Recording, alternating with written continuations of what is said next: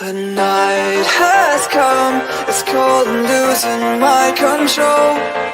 Your light is gone, and lonely darkness fill my soul. I wish that you could save me from my isolation. It's way too complicated. Let's start this conversation. Let's start this conversation. We got no relation.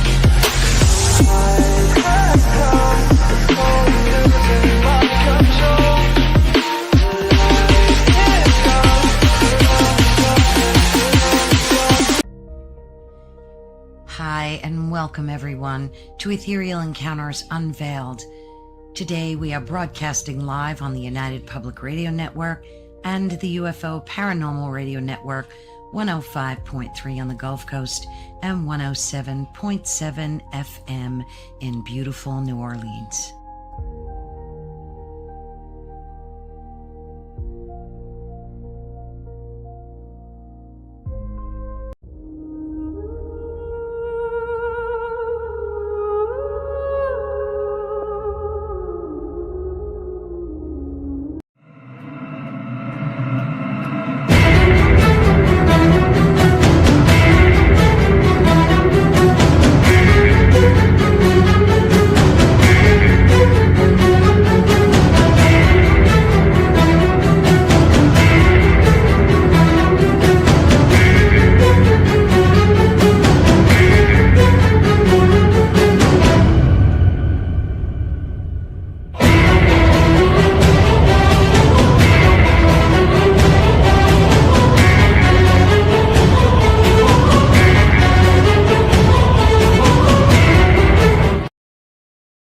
Hey, welcome to the Sunday night edition of Into the Night with me, your host, Sean Kelly.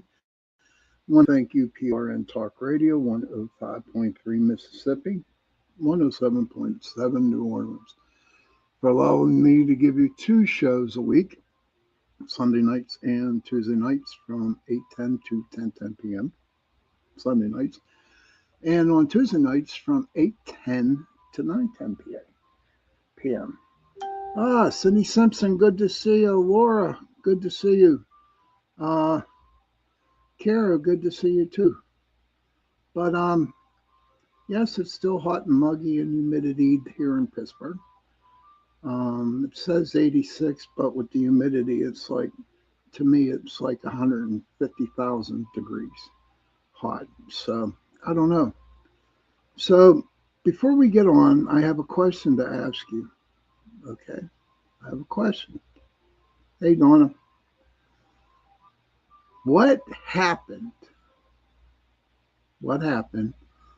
on this date, August 9th, 1964? It was mind-boggling. It was crazy. It was intense. And the world has not recovered from it yet.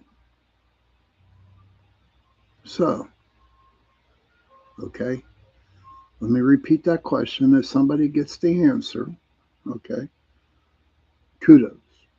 But what major event happened on August 9th, 1964? And I will give you the answer. Hey, Heidi, good to see you. And I will give you the answer during the show or until someone finds it right. I'm going to repeat that one more time.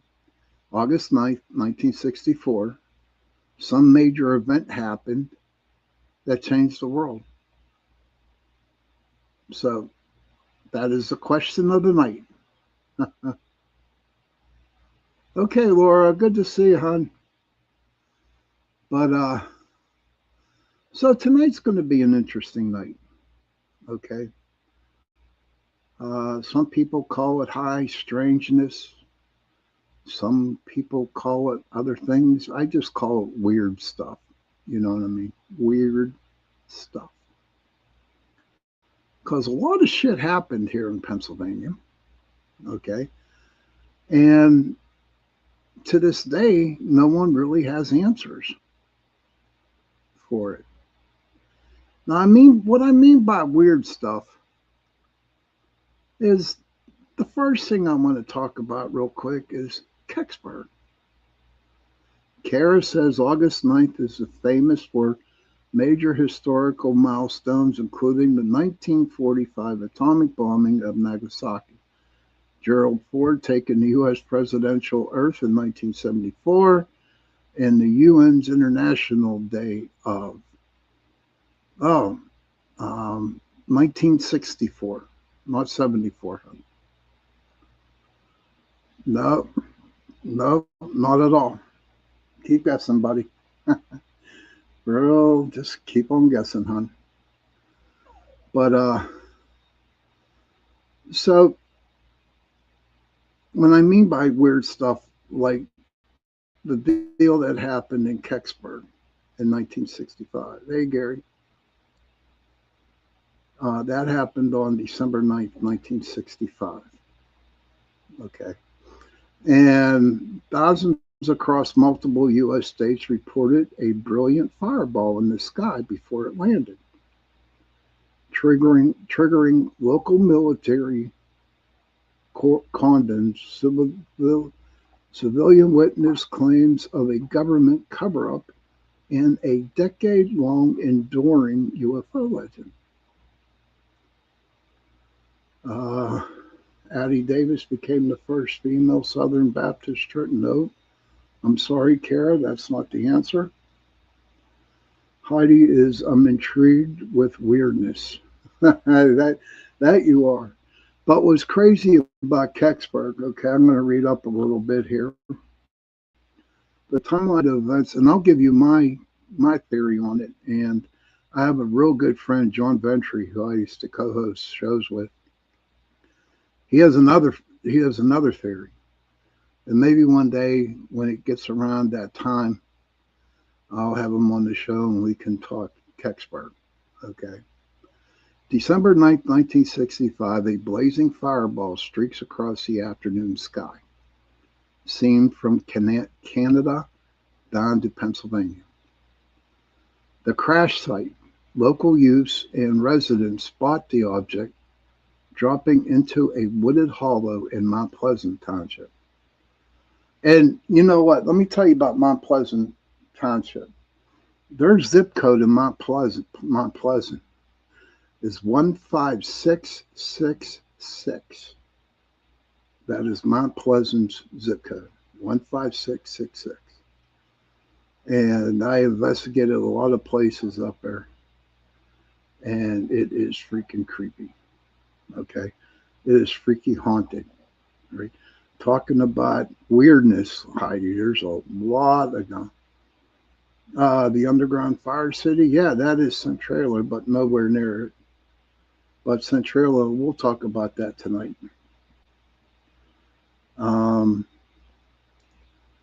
But I remember doing an investigation up there. It was called the R&R Hotel. And this sucker was old. See, Mount Pleasant was really big with the railroads. It's okay. You can guess all you want, buddy. You can guess all you want. Oh, yeah, okay. Oh, you're talking about the question. Nope, not that either. Kara says Hurricane Cleo struck the Caribbean, killing 120 people. Sorry, Kara, wrong answer. This was a freaking major event back August 9th, 1964. I mean, it was insane. Yeah, that's true. If nothing else, we're learning things. That's true.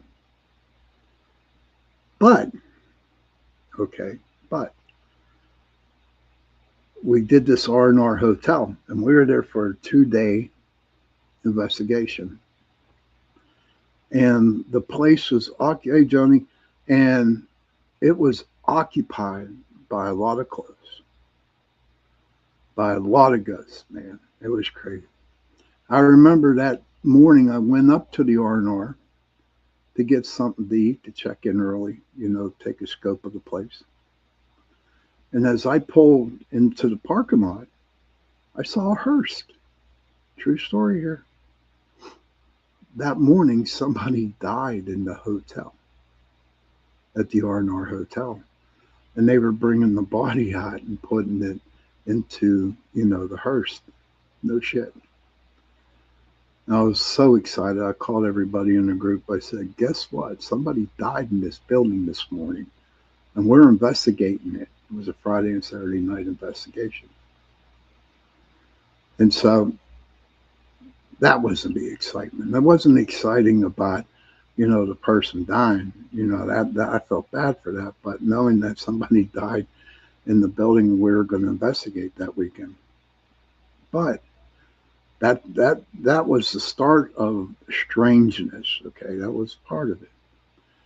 Now, when I was up there, I ate my lunch, and it's a beautiful hotel. It's not there no more. They closed it up. But when we were there, it was still open. Now there were 8 rooms. There were 8 um, rooms in this hotel, and so I checked in, went up to my room, and I decided to take a nap. Okay, because I always had to nap before an investigation, and so I'm sleeping there, and they had one of them old phones, rotary phones, in the room, and all of a sudden it started to ring. And I'm like, shit, no one knows I'm here except some people. And I'm thinking, so I answered the phone and I said hello, and nothing answered. Nobody answered. And I said, this is weird. Okay, this is really weird. Holly, hey, Holly, no, not a UFO sighting in Virginia. Uh-uh. August 9th, 1964. But so I hung it back up and I fell back asleep, and again it rang again. I answered it, and I'm like, hello, and no answer. And I'm like, son of a bitch. So what I did was I took the phone off the hook. I took it off the telephone. And so, okay, I get up. It's about 5, 6 in the evening. I was going to meet the crew for dinner. And so I go in to take a shower. Now I like hot showers, okay? Not to where my skin is like coming off my body. I like nice hot shower. And so turned on the shower. It was decently hot. And I'm in there, yay, doing my thing. And all of a sudden, the water got really cold. And I'm like, what the F? This was warm now, and all of a sudden, it was cold as hell. I was like getting mad. A damn phone ringing in my room. Nobody answering. Taking a nice shower. Okay. Taking a nice shower. And then all of a sudden the water turns cold. So I shut it off, turn it back on, and it stayed hot. And I'm like, what the hell? So we go down to eat at the hotel. And I asked the person who owned it, I said, are your phones in the rooms connected to an outside line? Can somebody from the outside call in to the hotel? And she said, no, why? I said, I was taking my nap and the damn phone went off twice. And she just had this shitty eating grin on her face. Then she looked at me straight out and said, it was the ghost calling your number. And I was like, oh, wow, this is going to be neat. She said, all the ghosts that are in that place, if somebody is staying in a room, they will call the number, because the only line that the phone goes to is down in behind the bar, and it's not in use. The phones weren't working. Then, no, not yet. Nah, wrong one, buddy. She says a Cuban freighter, Maria Teresa, was damaged by an explosion. Hey, Kevin. No, that's not it either, Kara. But we were, and then I said, well, I was taking a nice shower. Smokey the Bear's birthday? No, Holly, not the birthday of Smokey the Bear. And I told her, I said I was taking a hot shower, and all of a sudden the water turned cold. And again, she had that shitty ass grin on her face. And she said the spirits also do that. If someone's taking a shower in one of them rooms, they'll turn the water completely cold. I was like, damn. I was like, shit. And so there was your answer, everybody, to the phone calls, to the shower. The spirits were haunting you. They were haunting me. I guess they kind of knew what I'll be doing later on. Hi, Kelly. And so we had it was a nice investigation up there at the R&R Hotel. We got a lot of cool stuff. Holly says Nixon's resignation was the first president to resign. Back in '64? Was it? Nah, that was later. This is August 9th, 1964. So, but the coolest thing that we did, I had an investigator, Sue, and she took a picture of a mirror that was in the hallway. I really seriously need to find these things. No oops. And you could actually see an outline of a guy in the mirror. He had a blue dress coat on. He had a mustache. And the way his hair was, the way the mustache was, it was so perfect. It was a perfect picture of somebody in the mirror. And so we showed the lady who owned the place this picture, okay? And she had a big smile on her face, not a shitty one, but a good, happy one. The 1964 Gulf of Tonkin Resolution. Nope, not that either. And she just took us and she showed us the picture of the man who used to own the R&R Hotel at the beginning. And if you compare the picture we got on our camera and compare to the guy of the painting who owned it, it was a splitting image. Splitting image. I mean, so identical, it was unbelievable. And it was just good. And one time we had all these cameras set up. We had extension cords all over the place because back then, you needed extension cords. There was no such thing as Wi-Fi and such like that. And so all of a sudden we lost the camera signal. So I ran up with another person. We ran up to the second floor. And I guess one of the spirits, they unplugged the camera from the extension cord. No shit. Seriously. Kind of blew us all away because you really couldn't. The way the camera was facing, there was no way we saw another person coming through that hallway to deliberately unplug those. We would have seen it. And so that was the biggest thing besides the hot water and the phone.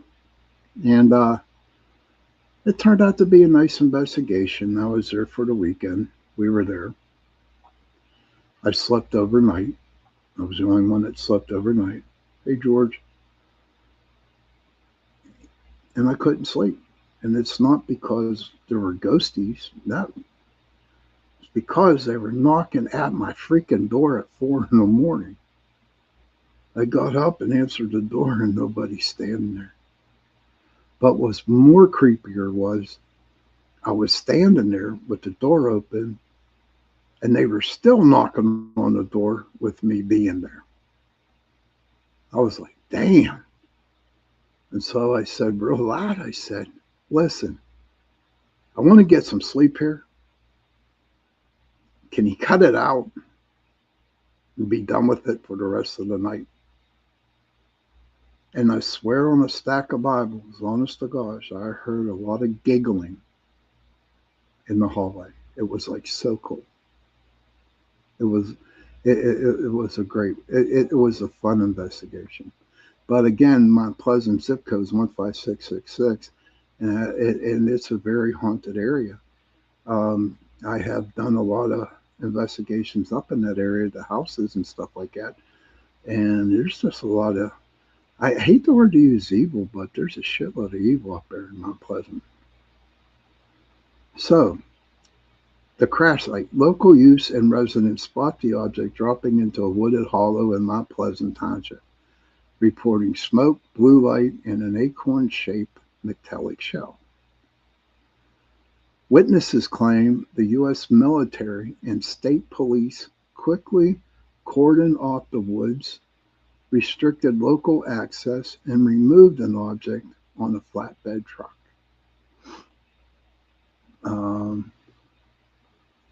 And when we come back from break, Kara and Holly and everybody, I will give you the answer to the question. What major thing happened on August 9th, 1964? And it is bottom of the hour. So we are going to go take a little 2-minute break. And when I come back, I will give you the answer. August 9, 1964, the Minuteman Missile Project was pumping millions into eastern North Dakota, fueling an economic boom across the region. Now, Terry says the Beatles performed live on the Ed Sullivan Show. All I know is that my mom said I was 2 years old when the Beatles came on Ed Sullivan. And she said all the screaming of the girls, hey, brother, Scotsman. And my mom was telling me that all the girls were screaming, and I got scared and I ran upstairs in my room. But Kara says Richard Nixon resigned in 64. That's, I think, 74 maybe. I'm not sure. But we are going to go on break, and when I come back, I will give you the answer to the question that I started at the beginning. You all will be surprised. So we're going to take a little break here. When I come back, give you the answer, and we'll continue on with the show. Okay?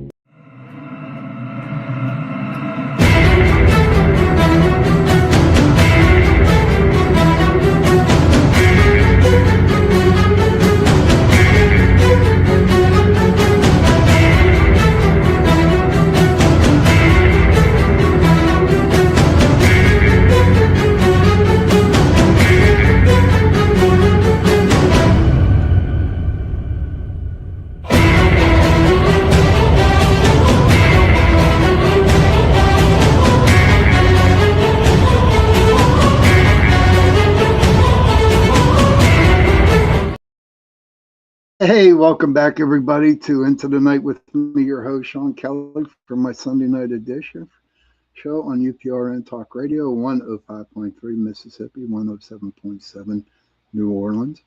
And I guess I'm here and I will tell you the answer to the question. Thank you, Heidi. Thank you, Kevin. Okay, the question was at the beginning, what happened that changed the world in August 9th, 1964?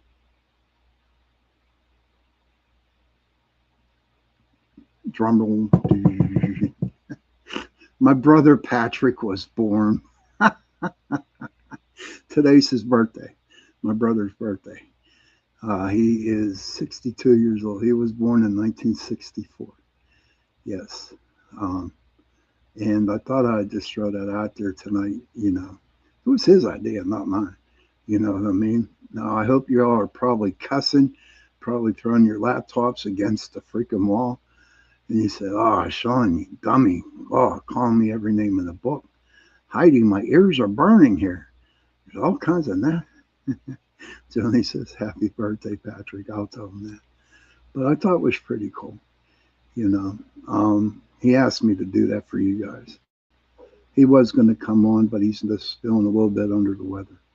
So the answer to my question was my brother's birthday. Holly says, "Wow, today is my middle son's birthday, 50." So, okay. So, yeah, was that was something, huh? I had everybody going. It was like really, really cool. Oh, happy birthday to your middle son.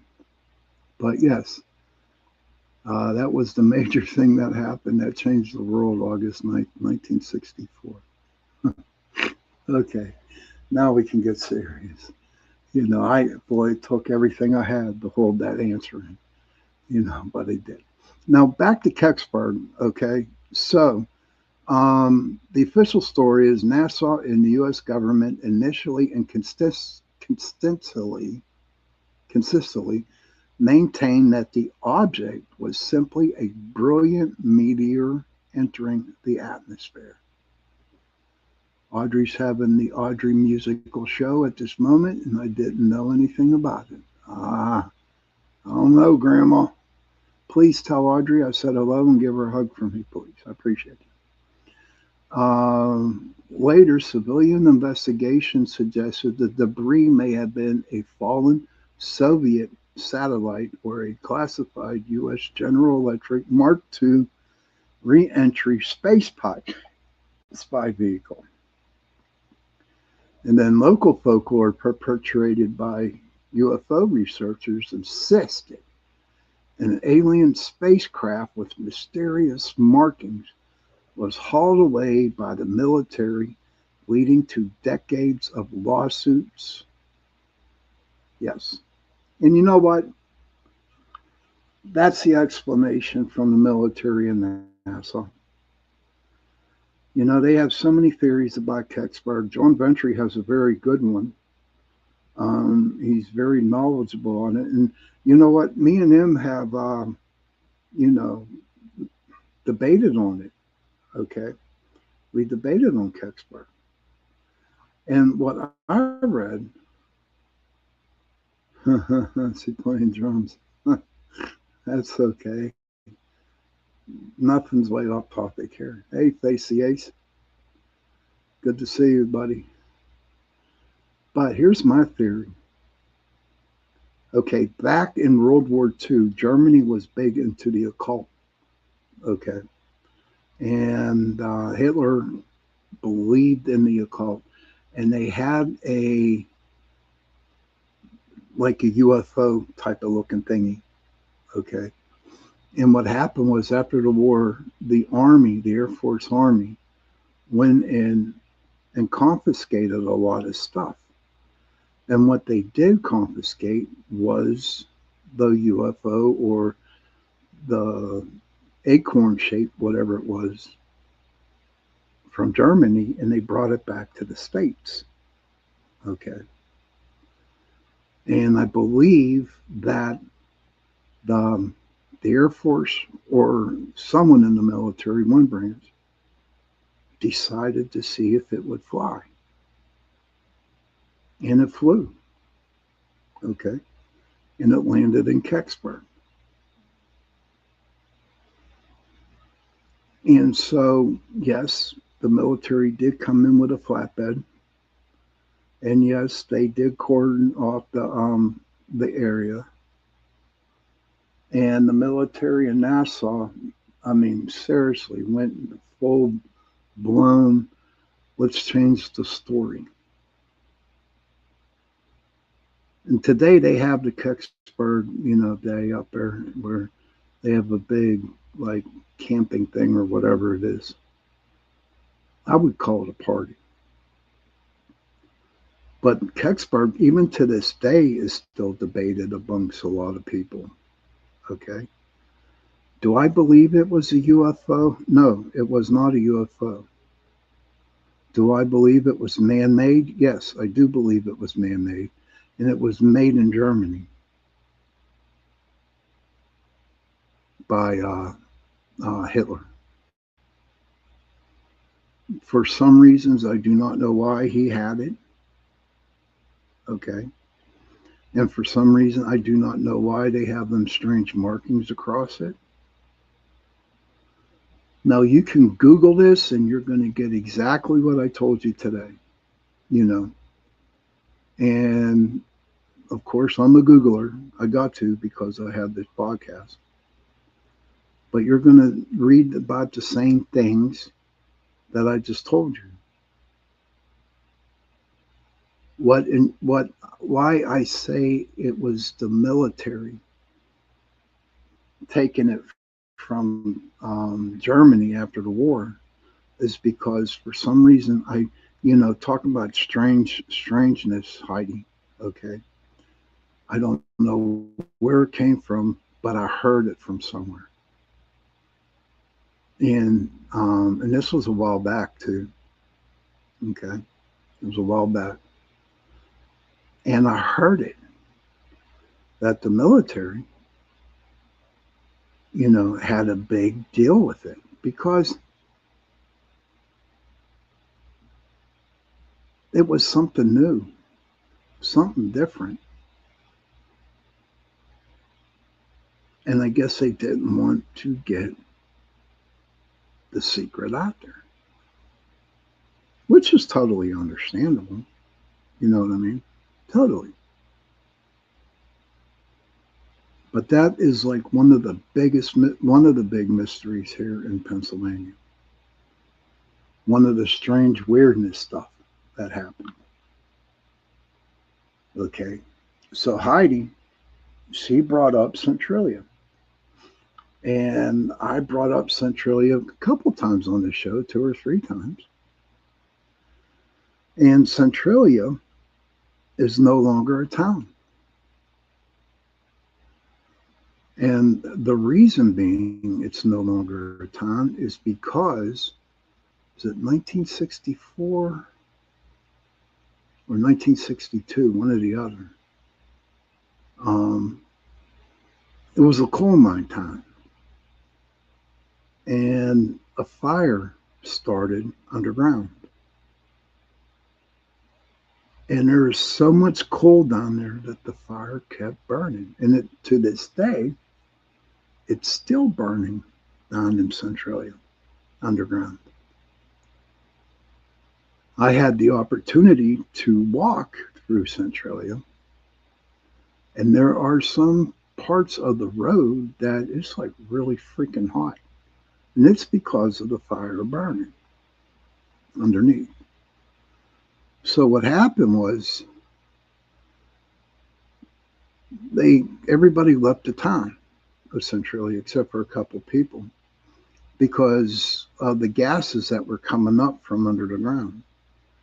But there's like 10 or 12 people that didn't move. They stayed there. But what the government did, okay, the state of Pennsylvania, the government, they eliminated their zip code. Centralia today has no zip code. Kara says, I heard they were trying to burn the landfill of something like that and it caught the coal on fire. It's possible. All I know is that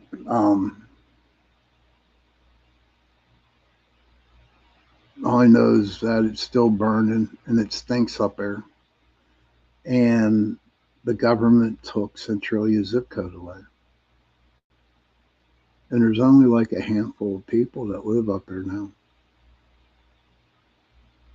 But what's crazy though, what the another thing about Centralia was, did anyone see the movie House on Silent Hill? They based that movie off of Centralia. And it's not all the ghosty shit that you see in the movie and stuff like that. It's because of the smoke, the fog in the movie itself on the hill. And that's what Centralia, I mean, it was big. It wasn't as talkative, it wasn't as big as it was before the movie Silent Hill. And when Silent Hill said that they based the movie off of Centralia, then Centralia got really big. Holly says, "Happy birthday, Patrick." I will tell him. But that's another strange Centralia. And people to this day still live there. But what I want to say is, okay, to me, they claim it as a ghost town up there.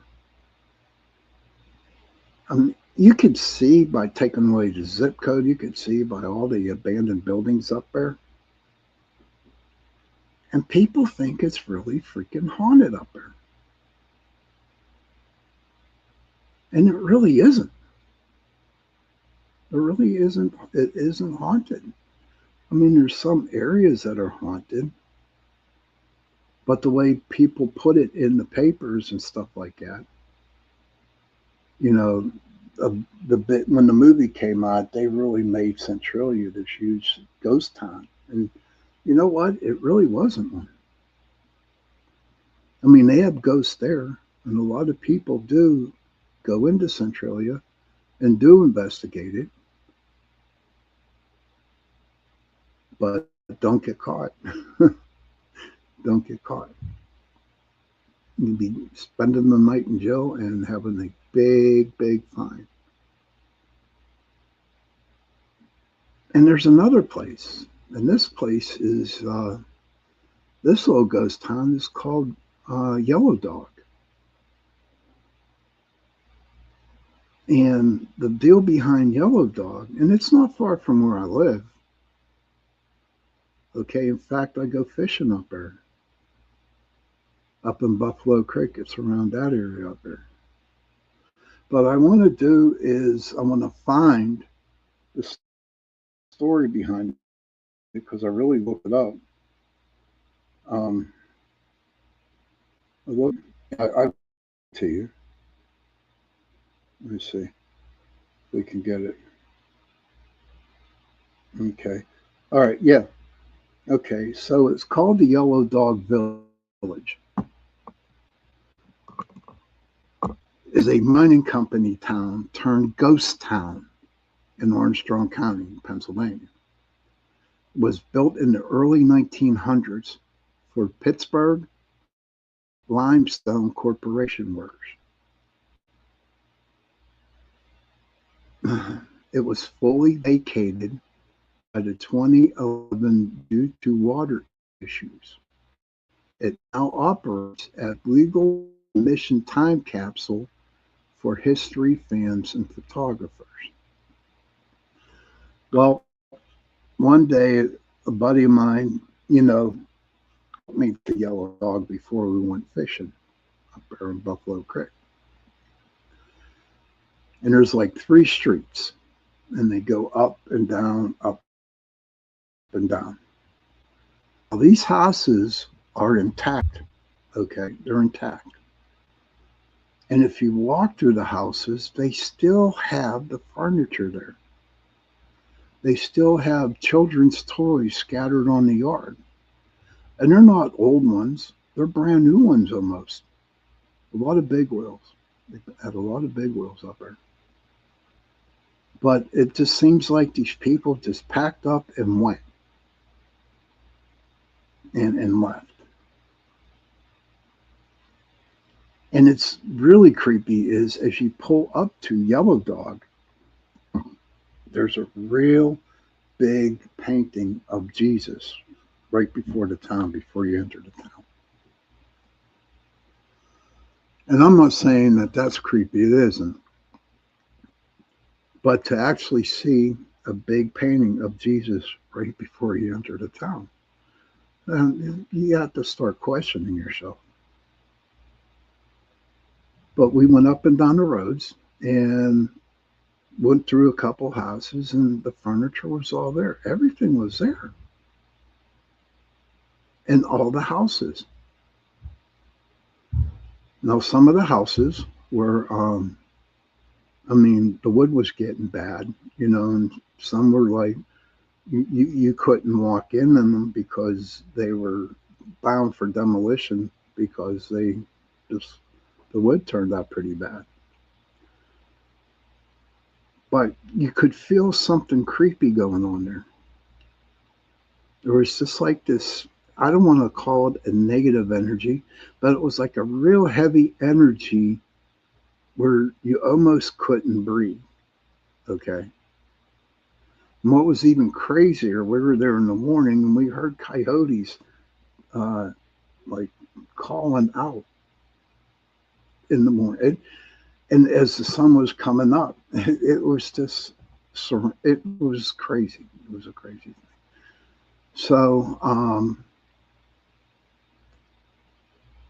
So, okay, here we go. It's the atmosphere and experience features 26 preserved buildings, including homes containing old furniture, clothes, and personal papers. Yes, and all the homes almost. Offers a spooky, quiet, rural setting where visitors see nature slowly reclaiming old wooden structures. Unlike illegal trespassing spots, the owner offers a guided historical walks and photo excursions. If you're ever up in the Freeport area, in the Slate Lick area, make sure you go to this little town called Yellow Dog. Okay. And how it got the name Yellow Dog, let me see if I can find it here. Um, how it became Yellow Dog was, like they said, the limestone company, right? Um, it was a non-union um, for workers, corporation workers, non-union. Okay, I mean, you could live there, you can work for the company, but you were not allowed to join a union. And so at the time, a lot of the people who were in unions started to call the people who lived there yellow dogs. And that's how it became its name, because they were a bunch of non union workers. They got paid pretty good. They got some medical benefits, but it's just not a good sight. And if you're from Pittsburgh, unions are real big here in Pennsylvania, especially in Pittsburgh. But to be called a yellow dog by your other people that you do the same job as you do, maybe I could actually see the reason for them leaving. They do say there was a lot of water issues, but I keep going back to where I really think that the water, it was deliberately done to. You know what I mean? I really can't think of the name. It was sabotage. That's okay. That's what I'm thinking. The water was sabotaged. I truly believe that. And and that's why they left. It's a really, really cool town to go visit. It really is. So you got Yellow Dog, you got Kecksburg, and there's a couple other ones that are like ghost towns. Um, for me, it's ghost cemeteries, and I'm not talking literally ghosts that haunt the cemeteries. I mean, when you ride in the back hills of Pennsylvania, okay, when you ride in the dirt roads back there, you come upon old cemeteries, okay, way back in the woods. I mean, they're so old that the headstones are just covered in black. No names, nothing like that. And I've been to a lot of them. I've been to a lot of them back there. And of course, yes, to investigate. Or we would be driving on the side of the road and we'd see a graveyard up there sitting on the hill or cemetery. Because I do believe, I don't know how it goes, but I think cemeteries, okay, is when there's a church nearby, I think, and then maybe I have it wrong, in the graveyard is where there's no church. I don't know any of that, but I don't know.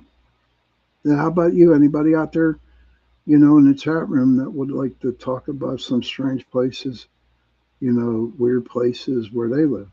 That would be pretty cool, you know. But we are getting toward the top of the hour at 9 o'clock, and so we're going to be taking a break in a couple minutes here. But as we go on the break, I'm going to find a couple other things, and then at 9:30, 20 to 10, then I'll draw the cards again. But it is awful warm out down in West Virginia. Okay, West Virginia has a lot of crazy things. Pittsburgh is in the Appalachian Mountains, so is West Virginia. And there's a lot of stuff that happens in those mountains down there. And I don't know what's happening to me right now, okay, to be honest with you. But I'm not thinking straight, you know. I don't know. So we're going to take this break, and when I come back, we'll continue with the show. Okay? So we'll see you in a couple minutes.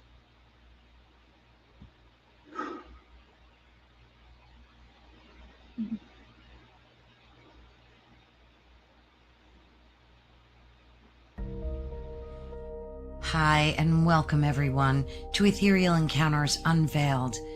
Today we are broadcasting live on the United Public Radio Network and the UFO Paranormal Radio Network, 105.3 on the Gulf Coast and 107.7 FM in beautiful New Orleans.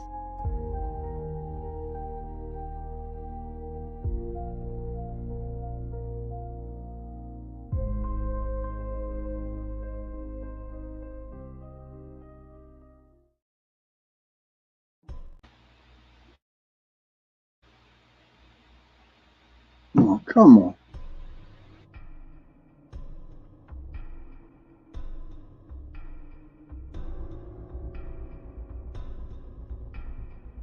Welcome to Don't Whistle at Night podcast, where Navajo legends echo in the shadows. Darren and Dawn will guide you through the sacred fire of native storytelling, where the old stories breathe, the unknown walks among us, and voices, long hidden, rise to be heard. And remember, don't whistle at night.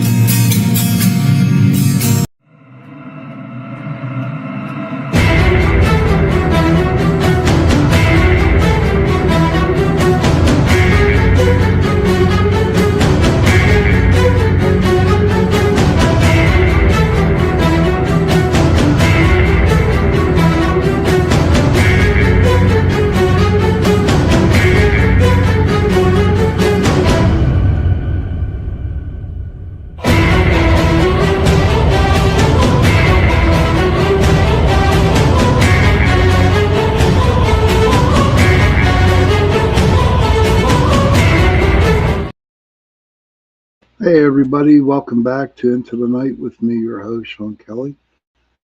I want to thank you, PRN Talk Radio 105.3 Mississippi, 107.7 New Orleans, for allowing me to give you two shows a week, Sunday night and Tuesday night.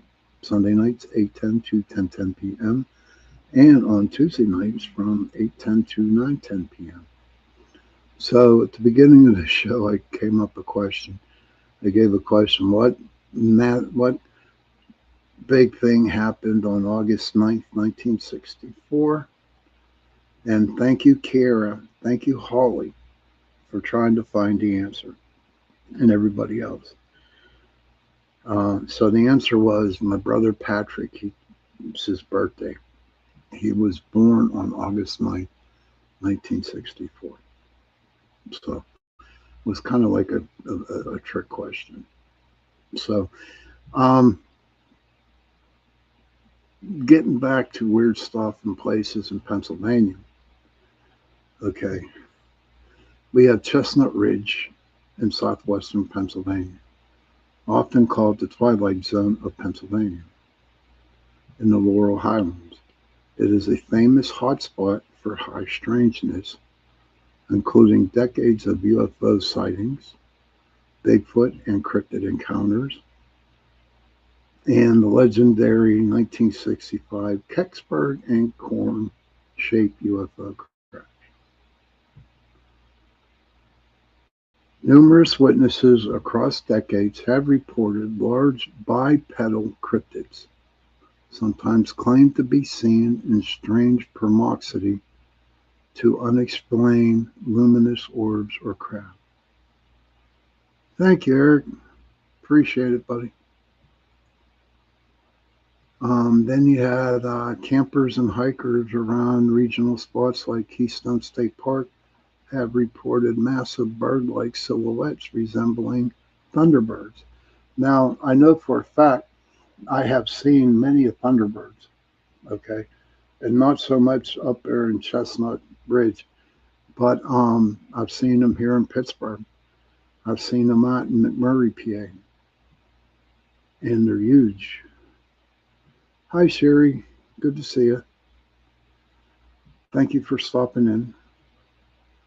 And they are big birds, and they do make loud noises with their wings. Now, a lot of people would come and they would tell me, okay, they're turkey vultures. Well, I know what turkey vultures look like. Yeah, thunderbirds. They are huge. They're like pterodactyl birds, is what I want to call them, is what they look like. And like I said, they make loud noises. And they're pretty scary. You know, if you weren't really big into the cryptids or anything like that, then and you saw this massive thing flying in the air, yes, it would freak you out. I do believe a friend of mine down in Ohio, Donna, Donna Copus, she talked about on my show when I had her on as seeing a dog man in the woods down where she lives. Hey, Michelle, long time, buddy. I hope you're feeling okay. I haven't seen you in a while. And then I still have a couple places down there that I want to talk about. But the anomalous lights, I identify glowing orbs, triangular craft, and strange tracking lights have frequently been reported darting silently over the ridgelines. And I don't know about you, but I truly believe, okay, I really truly believe that the UFOs and Bigfoot kind of work together. Okay. I believe that the Bigfoots come from another dimension. And I believe that the UFOs bring them from that dimension to our dimension. And then when it's all said and done, they go back, because you look at it, right? look at some of this stuff. I really can't witness or take anything from TV. Okay. Um, I do believe in Bigfoot. I do. Okay. But um, whenever you read reports, thank you, Heidi. She agrees. And when you read reports from the Bigfoot community, okay, saying that they have seen Bigfoot, and then all of a sudden they're gone. And Richie from Richie Banter and Mr. Wojo, they talk about seeing the lights when they're out in their woods looking for Bigfoot. And they really don't know what the lights are. But I believe that I'm sure Mr. Vogel saw some lights too. Um, Around, where Bigfoot is located, and I believe they already were. Uh, okay. Well, I'm glad you're doing okay, and I'm glad that you're back. I'm not going to read what you wrote, but I'm glad you're doing okay. And it's nice to see you back in the show. And if anybody hears a dog barking, that's my next door neighbor's dog, begging for treats. But yes, I believe that the UFOs and the Bigfoot work together, hand in hand. And I remember when I was with Chasing Prophecy with Jenny Nicasio. Okay, and a lot of people know her. Um, I believe she thought that some of the cryptids out there, especially the dog man, was created by the government. And it was an experiment that went wrong, and the dog man became, you know. So, is it possible that some of these cryptids that we have out here are mistakes from the government? Okay, whenever they were, I guess, DNA and cross DNA and things. And you can't tell me that it can't be done. It can be done today.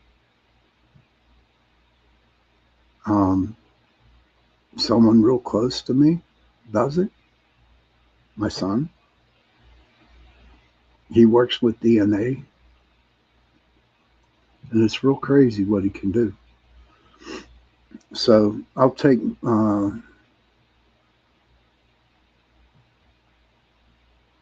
Let me see. Vogel said the Vogel brothers said that's a very good possibility show, and I'm sure they've made plenty of mistakes. I'm sure they have. But do you think? Let me ask you guys, the Vogel brothers. Do you think it's possible? From what I understand, what my son does, that the government actually could have screwed up an experiment and came with the Bigfoot, came with the dog man. Heidi is intrigued with Bashar's Daryl Anka theory on how Bigfoot came about through the Anunnaki alternating DNA. Okay, I haven't read that. Maybe I might have to read that, do a story on it. I'd like to get the Vogel brothers back on and talk about it. But I'm asking, the question here, is it possible that the government screwed up and on an experiment with something and Bigfoot came about, the dog man came about? And who knows, maybe the Thunderbird came about. From what I know now, I bet you it happened. I bet you, I have no doubt in mind it's very possible that it happened. But back to what my son does, and I'm going to use Heidi as an example. It's all good, Heidi. It's all good. So Heidi has this company, and this company decided to build a cow. Okay, to build a cow. And so Heidi, her company, needs a DNA gene in order to help, say, like grow for the stomach of the cow. Well, what happens is Heidi's people, Heidi's company, will call my son's company, and Heidi will tell them what she needs. And what my son does is he makes that DNA for Heidi to use in order to make their cow. So is it alternating? What I know now, hell yeah, absolutely. Vogelbrush says, Sean, I have no doubt that I'm sure that we'll never find out about it, just like the UFOs it took 50 years, right? But I'm sure they've done experiments that have gone total haywire. Okay, that's good to know.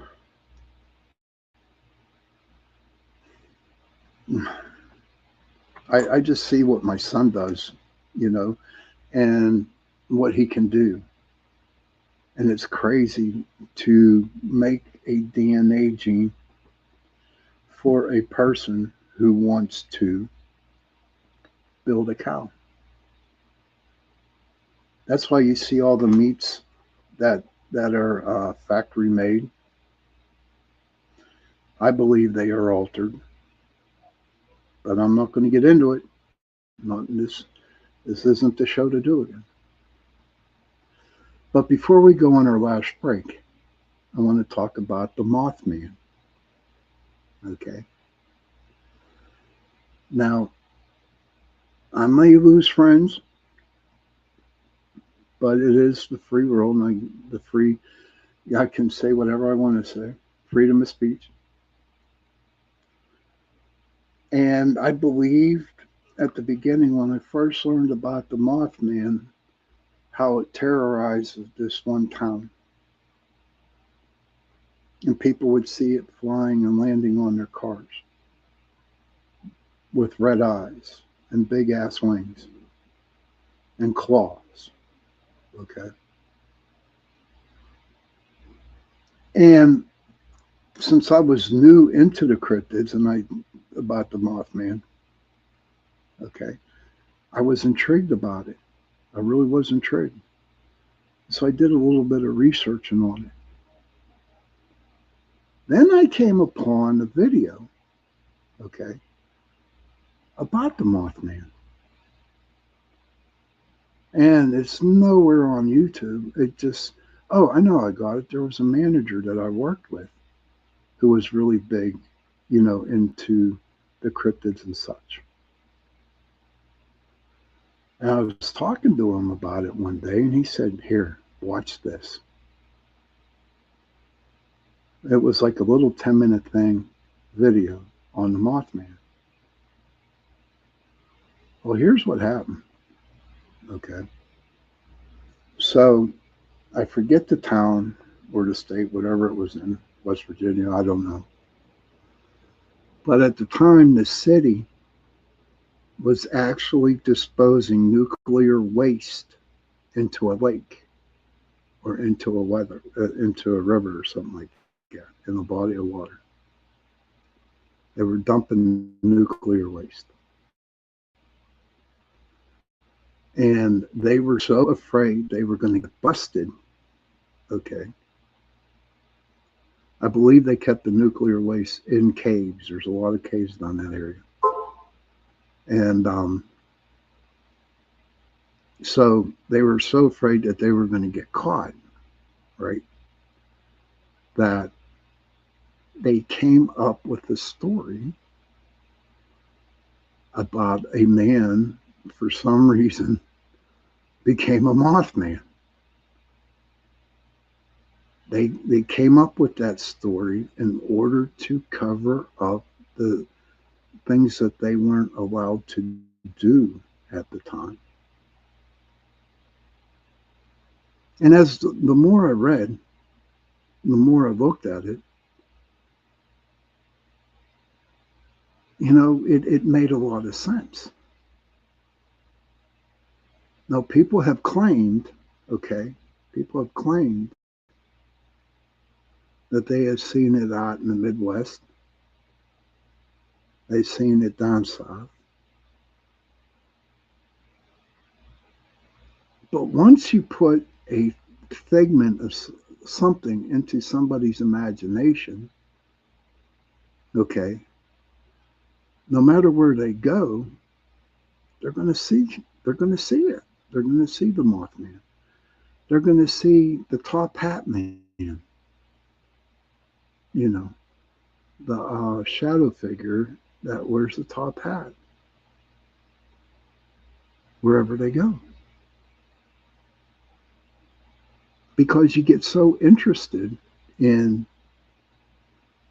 you know, the whole deal with the Mothman. I mean, they have a weekend events down there about the Mothman.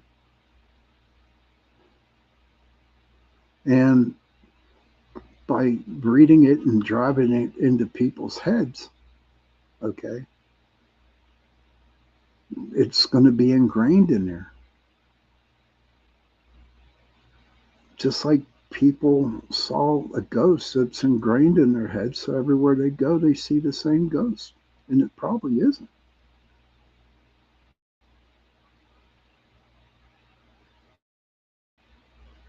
So when it comes to the Mothman, and this is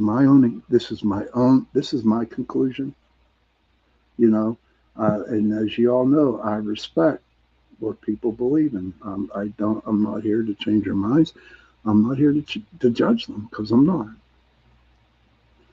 But what I'm saying is, okay, really don't believe that. I really believe that the Mothman was a made up story in order to keep people away from the illegal things that they were doing in this town. And the top hat man, okay, the top hat man, I believe there could be a spirit out there that's mimicking the top hat man shadow. But I don't believe it's the same one. Everyone claims it's Abraham Lincoln. Could it be? Who knows? And to be honest with you, I have never seen the top hat man. Never. And the people have, witnessed the top hat man. First thing I ask them is, do you have any video or any pictures? No, I don't, but I saw it. I said, okay, cool. You saw it. I believe you. But I'm the type of person that actually needs to see it. Just like when it comes to UFOs and aliens. Joe Montaldo knows this. Jay knows how I stand. I believe in them. I believe in UFOs. I saw a UFO. But when it came down to aliens, I have never seen an alien before. And so I'm on the fence with aliens. The only way I know that I can honestly say that I truly believe in aliens is when one comes up to me and shakes my hand, and I welcome them to Earth. It's the only way I'm going to do it. It was the same way back when I was ghost investigating. Okay. At the beginning, I believed in ghosts, but I never saw one. So I was on the fence at that until I saw verified proof that there was one. And I saw one. without the video, without the pictures. And then I seen more from pictures that were taken from my group members. I mean, I'm telling you, these are full body apparitions, you know, and so that took me off the fence into believing them. Do I believe in Bigfoot? Same way as I do with the UFOs, same way. But for me, I have to actually see it up front. Okay, Heidi says here, has there been any lore or myth about the Hat Man? I'm thinking maybe Tupalaya, entity created from a collective consciousness. No, hon, I guarantee, no, not Tupalia, but I know what you're talking about on that. That's a big blob. That's a big blob from all the angry feelings, all the energies that are inside your body, that are angry, sad, hurt, painful, the whole 9 yards. You know, that energy releases from you and it just makes one big blob. And people won't call it a demon, other people want to call it this and that, but I call it's just your negative energy that's following you. And what's crazy about that energy, that big blob of negative energy that is right next to you, that came from you, it does not have a heart. It does not have a heartbeat. It's just there. And that's the scary part. When it's not there, there's no heartbeat. It's not a live cell or whatever. But could you feel them? I could feel the ghost, yeah, absolutely.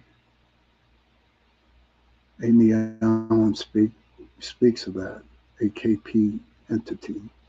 You know what? I never heard of a KP entity. I am on the fence with Amy Allen too. You know, don't get me wrong, she's good at what she does, but there are some things that, you know, and it's not that I am jealous of it and I don't have an ego about it. I just, yeah, absolutely, I felt them. Yeah, I never saw them. But to me, I could feel them, Heidi. But you know what? The proof I needed to see them. I had to see them with my own eyes. But I knew they were there.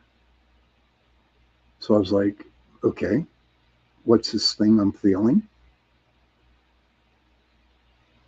It could be a ghost. It could not be. Who knows? Until I started seeing them. You know, when you can feel them and then see them, it's the best thing on earth. It really, really is. Whenever, you know, you can feel them in the rooms, but not see them, there's a reason why you're not seeing them. Hey, Nicole, there's a reason why you're not seeing them. Because I really believe that the spirits have the final choice on that. If they want to be seen, if they don't want to be. I've been on investigations where the ghosts are right there in the room with us. But the person who's doing the EVP or doing the K2 meter, right, started to get really stupid and call them out so they could get a response. And I could just see the spirit there just far enough away so they wouldn't get picked up on the K2. And they would keep their mouth shut because the guy was calling them out. Well, that guy didn't last the night and on that investigation with me because I sent him home because you just don't do it.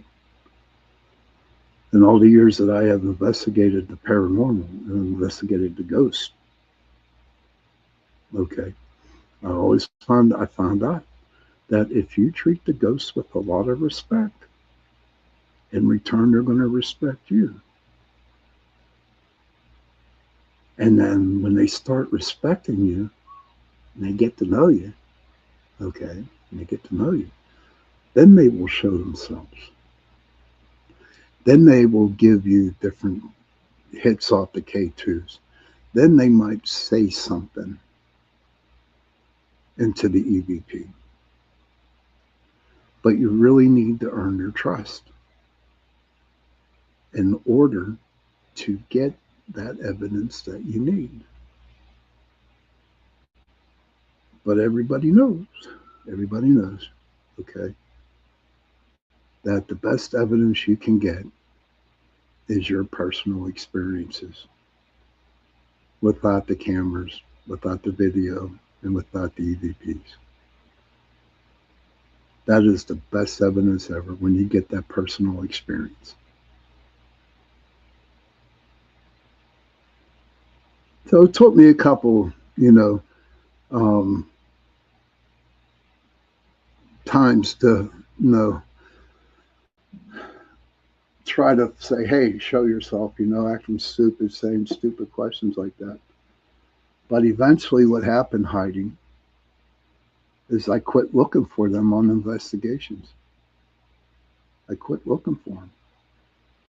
And I would just go to the place we were investigating. And eventually, they came around. So I tell everybody when you go on an investigation, don't look for the ghost because you're trying too hard. Just go there and be there. If you are there and you're like ignoring them, that's another thing I want to say, that if you ignore the ghost, they get mad. I'll tell you a story real quick, then we'll go on our last break. And what I mean by that is, say, whenever you would go in and you'd start doing an EVP session or a K2 session in a room with another person, and you're asking all these questions, you're asking them to take the light up to the red on the K2, all kinds of stuff, and they're just not responding, but you know that they're in the room, okay, that you know they're there, but they're not responding. And then what we decided to do one day, okay, what we decided to do was ignore them. We went out, had a quick smoke, came back in, and then we just started talking about our day at work. How was our day? Blah, blah, blah, blah, blah, blah. And we'd lay the K2 meter on the table or something. And so we'd be talking about, life, not even asking the ghost a question. And then all of a sudden, after a half hour, all of a sudden you see that K2 meter light up. And it would light up and continue to light up. It was pissed at us because we were ignoring it. And it worked. And so we did a K2 session with it, and that was it on the investigation. So there's a bunch of little tricks that you can do. And one of them is, if you're on an investigation, just ignore them.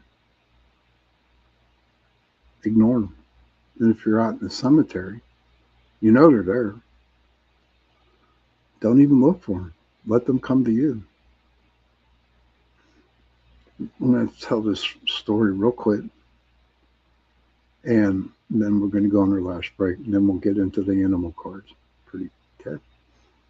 So, it was one Christmas Eve.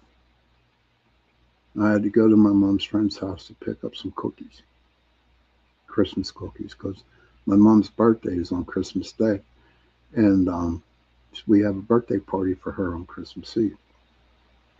So on the way back, I decided to go visit my father, who's laid out in Holy Soul Cemetery. And so I go up there. It was just about dusk. It was going down. And I pulled out my chair that I had in my car. And I sat down and I started talking to my dad. That's all who I was talking to was my dad. And then all of a sudden I looked up, and there had to be about 20 ghosts, 20 spirits that were in front of me. They didn't circle me, but they were in front of me. And then my dad came up. My dad was there in the front. And they couldn't talk. I wasn't really opening up to see what they were wanting to say. I could just tell in their eyes that they were happy and that they weren't sad. Just like my dad was. He wasn't sad. He was just happy. But it was Christmas Eve, and I looked up and there was 20 ghosts or 20 spirits looking right at me. I had no cameras. I had no videos. I had no EVPs.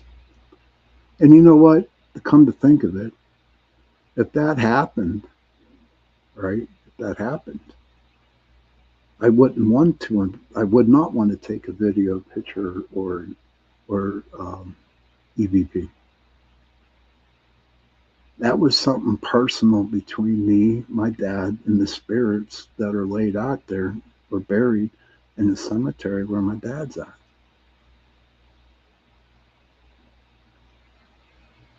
If you go to a cemetery and you just sit there by your loved one, don't wait for them to come to you. Just talk to the person who you are seeing. And then maybe if you look up, you might see some spirits around you. Or you can feel the energy around you. Because think about this, and then I'm going to go on to break. Okay. So you've been dead for about 100 years now. Okay. And the only place you hang out is right there at the cemetery where your headstone's at. So you're leaning on your headstone. You're like, it's been 100 years. And all of a sudden you see people coming into the cemetery with flashlights. You see people coming in with machines, equipment. And then you see people who come in that can actually hear and listen to you. Would you not want to go up and start talking? Of course you would. When you know you have somebody there that can understand you and can hear you, of course you are going to go up. You finally met somebody who can actually talk to you. You've been buried for a long time. Anybody. No one visits you no more. You finally have the opportunity to go and talk to somebody. You go. They will go. Because they need somebody to talk to. Or just vent. But I wanted to share that story with you and that little scenario there. So we're going to go on a break, and then when we come back, we'll wrap it up, and then we'll go into the cards. Okay? So I'll see you back in a couple minutes.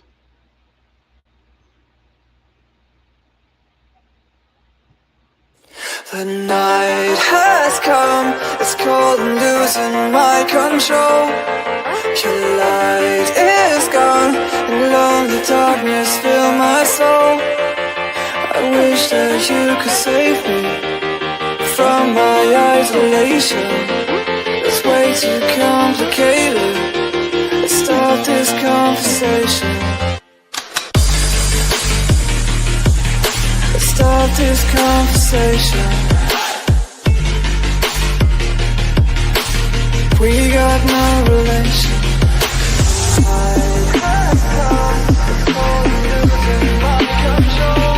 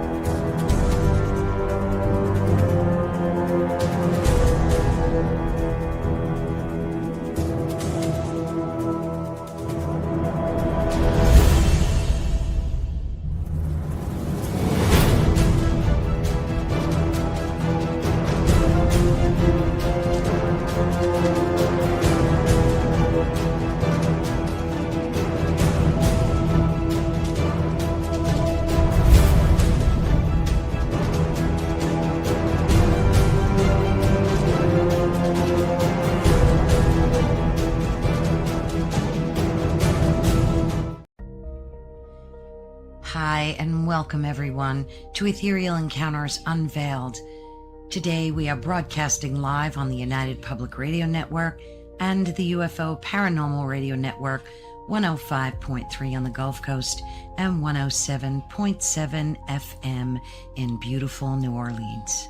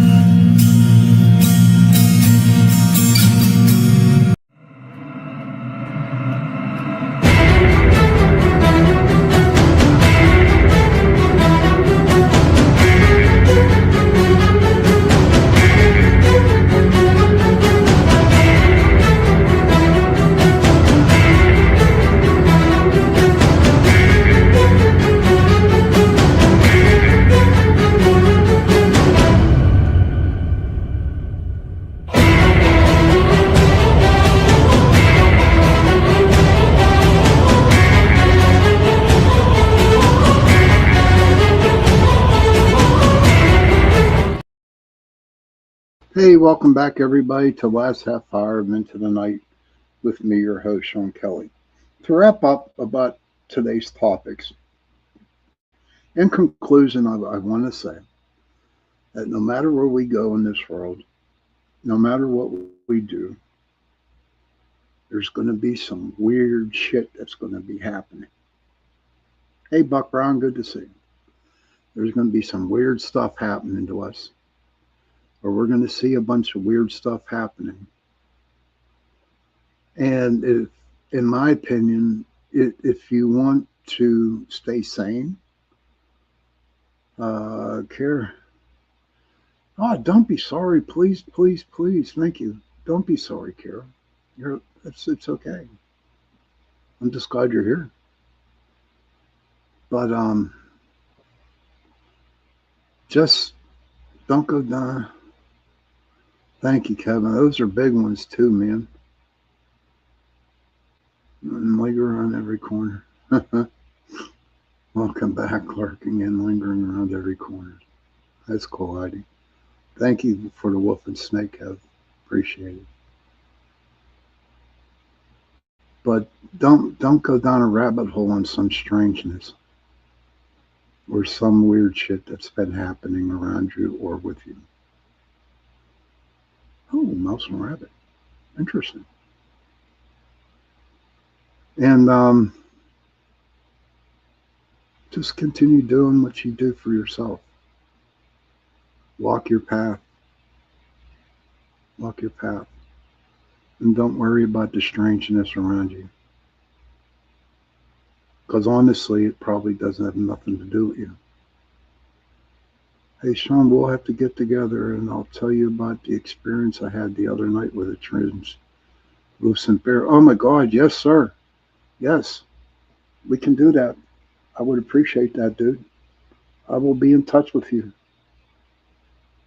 That'd be so cool. So I'll be in touch with you pretty soon there. Those are some big, major animals you pulled there, Kevin. I truly appreciate it. Kevin every week pulls animal cards for me. And that's really thoughtful of him. But remember, enjoy life and take it with ease. And like my reading was for last week, follow the course. Follow the course. And I had to do that this past week. And I followed the course. And it wasn't as bad as what I thought it would be. When I followed the course, then I was keeping myself grounded. Wanted to tell you that, Heidi, the other day. I was grounded when I continued walking that course, that path to where I need to be. Thank you, Kevin. It is follow the course. That's my new saying. And that's what I did. I kept saying it. I forgot what I wanted to, I forgot a couple times. And then it just came, follow the course. And that's what I do. And I think everybody should do that, is follow their own course. And eventually you will get to where you need to be. And it's not so much what you want, okay? It's not what you want, it's but what you need. Spirit will do that for you. Follow the course, right, Rob? Good to see you, my friend. Me and Robert, we grew up together. He's like my best friend growing up. He's a good person. His family's a great person. His whole family, they're good people. So just follow the course. And we'll see where it takes you. Because I'm kind of excited to see where the course that I am walking takes me. So out comes the cards, my friends. This is what we've been waiting for. Okay. For any new people that are coming in and watching the show, okay. At the end, I do mini readings. I do a mini reading for everybody. And what I do is I'll pull cards. They're from the animal medicine cards. And it's not the definition of the animal that I am going to tell you. Want versus need. Love it. Thank you, Kev. I do, yeah. It's been like that ever since I got sober. So what I do is I do pull some cards, and then when I pull the card up, I look at the card and I pick out the card. You know, whatever is in my mind, what I'm thinking at that time, I will share it with you. So usually it ends up as a story. Okay. Now the reading could relate for you. Maybe it might not relate you. Okay. But if I could suggest, you know, the cards that I pull, write them down on a piece of paper. Okay. And then after the show, Google them and find out the spiritual meaning of the card. And as you get the spiritual meaning of the cards that I pull, then hopefully it will like strike a light bulb in your head. You say, hey, yeah, wow, this is why this is happening. Blah, blah, blah. So I just got done shuffling them. Take a deep breath. Okay. I'm going to cut them. 1, 2, and 3. Okay, here we go, guys. Here we go. Okay, the butterfly. First card I pulled, the butterfly.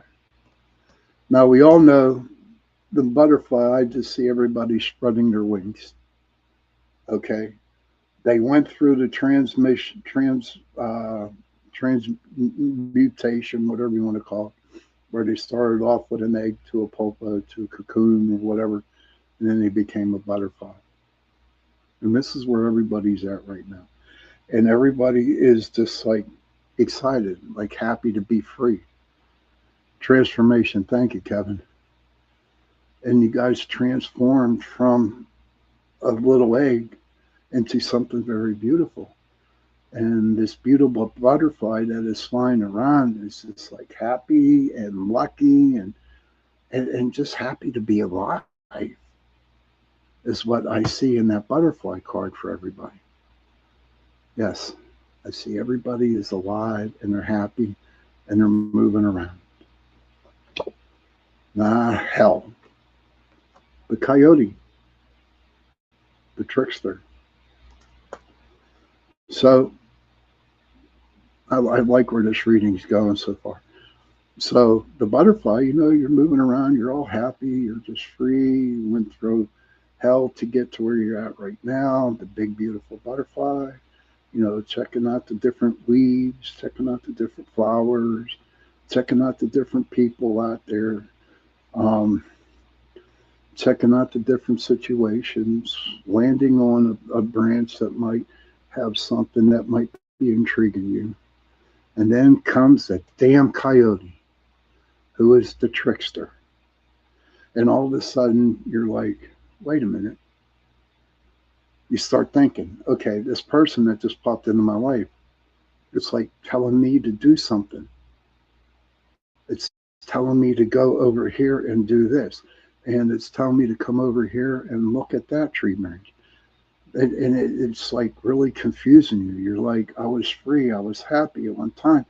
Then, of course, the trickster, the coyote's pulling around and he's trying to not intimidate, but he's trying to pull you from what you are doing. He's pulling you from you being happy. There's somebody out there in this world right now that is trying to make life hell for you by tricking you into something that the trickster wants you to do and not what you need to do. Make sense? So far, it does. Okay, the dolphin, right? The dolphin is mana, breathing, okay? And the dolphin can go long distances in the water and it's breathing. So I like where this is really happening now with the trickster trying to tell you what to do and trick you into doing something that you really don't want you to do. Um, maybe throwing a monkey wrench into your happiness that you got right now. But the dolphin comes along, okay? The dolphin comes along and he says, you know what, little butterfly? You follow me, okay? Hop on my back and let's go far away from the trickster, from the coyote. And so the little butterfly, he goes on the back of the dolphin and they're moving, okay?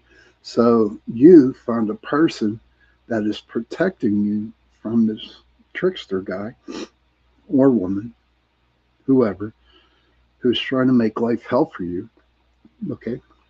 But this dolphin is a dear friend of yours, okay? Is a very close friend. And this friend knows what this trickster is doing to you. And your friend knows all the stuff that you went through in order to become a butterfly.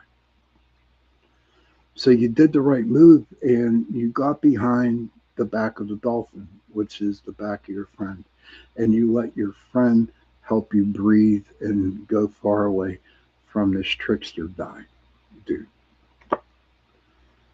And then, this is cool, then you got the squirrel coming up. So after the dolphin takes you far away from the trickster, then little Mr. Squirrel comes around, okay? And he's gathering all kinds of nuts to bury for the wintertime, okay? But the squirrel to me is you actually thinking of what's going to happen next to you. You're gathering all information for what is going to happen to you whenever that happens. I hope that sounded right. So just gather all your nuts or gather all your thoughts, gather all your information and put it into one big place and save it for a rainy day so you can look back, sit down, and start examining the acorns that you hid. Okay? And then the last card I'm pulling, wow, the wolf. Okay? And the wolf, after the wolf is like the biggest card in the deck. Okay? The wolf is. And the wolf is the leader. The wolf is like family. So with all that information that you gathered, all the nuts, everything that you needed to do to get to where you need to be through the squirrel, you know, you finally come to the wolf, and the wolf is howling up in the sky. And what the wolf is howling is, okay, this is what he's howling. Everything that you have dreamed for, everything that you want, everything that you have gathered in your life, you told it to the wolf. And the wolf is sending it up to Great Spirit, God, or whoever you believe in. So the message behind this whole reading will be, and is, that whatever you need, whatever you want, and make it nice, don't go stupid and get lottery tickets and shit. You want to win the lottery? No. Okay. Um, there's some strange noises going on in my attic here. But take it what you want and give it to the wolf. And let the wolf send it up to God or Great Mystery or Buddha. Thank you, Kevin. Did it make sense? I think it made sense. It made sense. But you also got to remember, too, in this reading, okay, that you had to do all the work. You had people helping you, like the dolphin helping you. But after the dolphin got you away from that bad person, away from that trickster, okay, then you got to the scroll where you were gathering all the information that you needed to get what you want. And then you gave it to the wolf. And the wolf howled. And he sent your message to Great Mystery or to God.